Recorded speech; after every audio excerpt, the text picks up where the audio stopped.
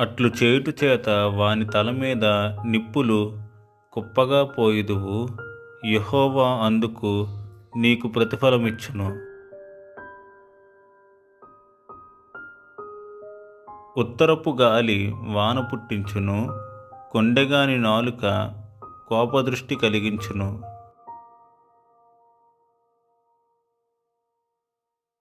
గయ్యాలితో పెద్ద ఇంట నుండుట కంటే మిద్దె మీదనొక మూలను నివసించుట మేలు. దప్పిగొనిన వానికి చల్లని నీరు ఎట్లుండునో, దూరదేశము నుండి వచ్చిన శుభ సమాచారము అట్లుండును.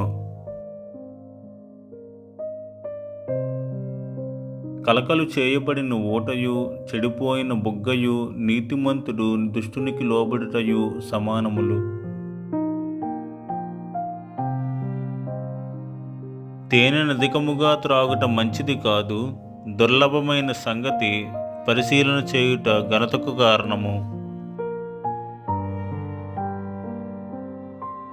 ప్రాకారము లేక పాడైన పురము ఎంతో, తన మనస్సును అణుచుకొనలేని వాడును అంతే.